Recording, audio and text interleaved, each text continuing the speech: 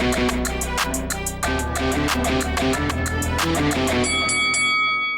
guys, welcome to Boxing Squared for boxing news and views from around the internet. The heavyweight schedule for 2020 is slowly starting to take shape. It looks like there will be big fights in February, March, April and May. So we'll get to that, the potential schedule, some of the comments from promoter Eddie Hearn, who says Dillian Whyte is returning in April. I'll start with those comments and the potential opponent for Whyte, and then we'll talk about the rest of the schedule, because it looks like February, March, April, May, there could be a pay-per-view every month depending on where you live. So we'll start with April, because this has been talked about as a potential return date for Dillian Whyte. Eddie Hearn has identified April 18th as the date for his next fight, and he's also stated that he does think Andy Ruiz Jr. or Alexander Povetkin could be the possible opponents. And you may remember that Whyte himself had named those two as well as Otto Wallin, and I'll come to Wallin in a moment. But if one of those two fights gets made, Alexander Povetkin or Andy Ruiz Jr. definitely pay-per-view worthy. But I guess with Andy Ruiz Jr. after his December loss to Anthony Joshua, where is he at? Is he going to be ready for an April fight? Is that more sort of throwing a name out there than it being a possibility? No one has really heard too much from Andy Ruiz Jr. since the loss, except a whole bunch of excuses and talk of getting back to the gym, but little evidence of that.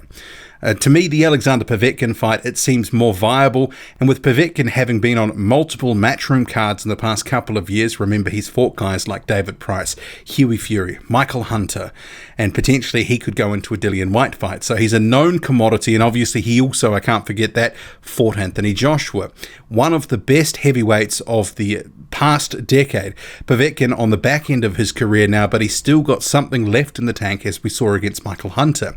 And that split draw with Hunter probably does his cause a lot of good in terms of getting a fight with Dillian Whyte. Not that he doesn't deserve one, but if he had have lost that one, probably some of the air would have gone out of the Povetkin balloon in terms of how people saw him and considered him. Some people, I'm sure, would have called for his retirement.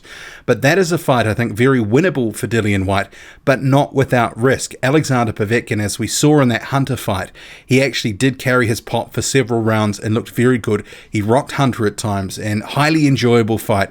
Povetkin, comes forward, he likes to bang, and that could be a very good fight. So that's probably the front runner for Dillian Whyte. But another outside possibility, say if Povetkin's unavailable or decides to have a rematch with Hunter, is Otto Wallin. And this is a guy that Dillian Whyte has mentioned, but also Sky Sports has run a story on the potential of Otto Wallin. So it might be that they have Povetkin and Ruiz as 1A and 1B and Otto Wallin as option C.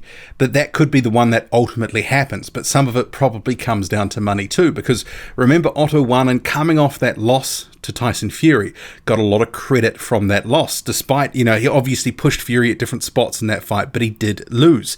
But he will probably, because of his effort in that fight and the way that he came out looking from that fight, probably demand a little bit of extra money than he otherwise would have, say if he hadn't have fought Fury. But his promoter Dimitri Salita has told Sky Sports, Otto is one of the best heavyweights in the world. His goal is to beat the best in the division and win a world title. A fight with Whyte for the WBC interim title could be an interesting possibility in 2020. So for me, I still see that as the fallback option. But if they end up going with that one, they probably have to cap expectations about the level of interest in a fight between Whyte and Wallin. Wallin, although he fought Fury, still not a massive household name or anything close to it. So that could be more in the realms of the Oscar Rivas pay-per-view numbers, which were around 289,000, which I think Povetkin and Ruiz would do considerably more, probably 400,000 plus. That would be in line with the Parker fights and Chisora fights.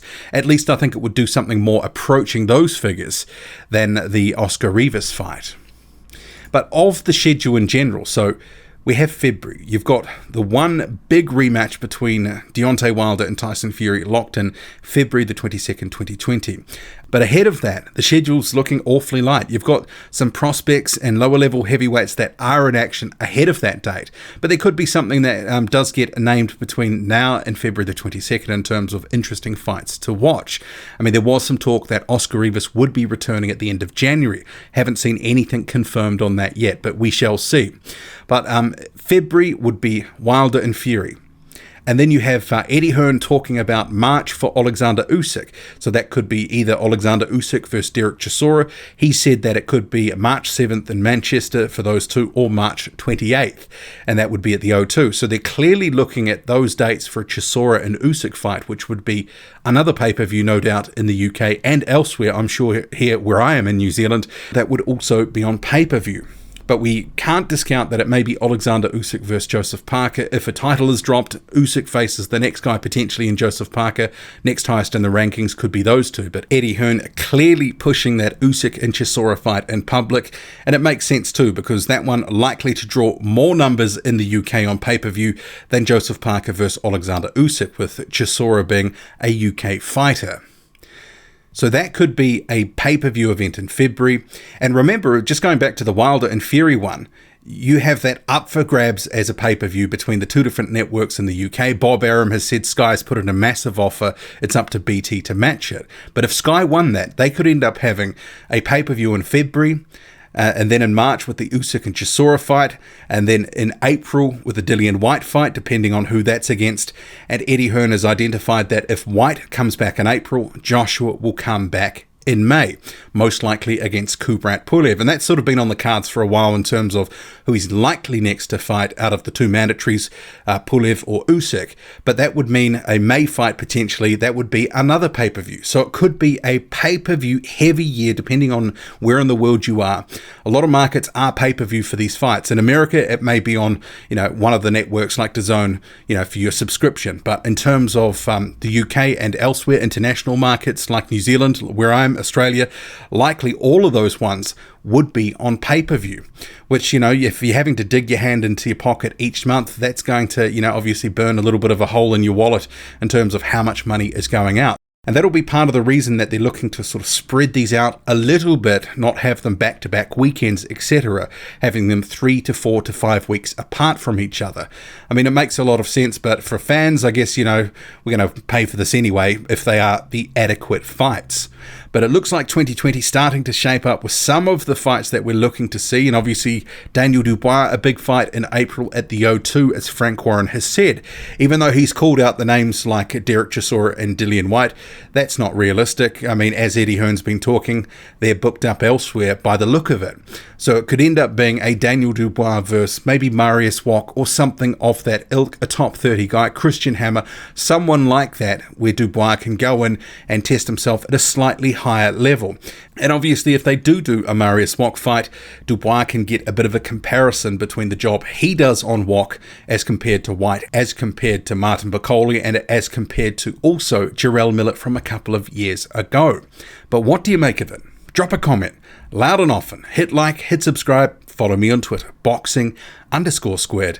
I'm out.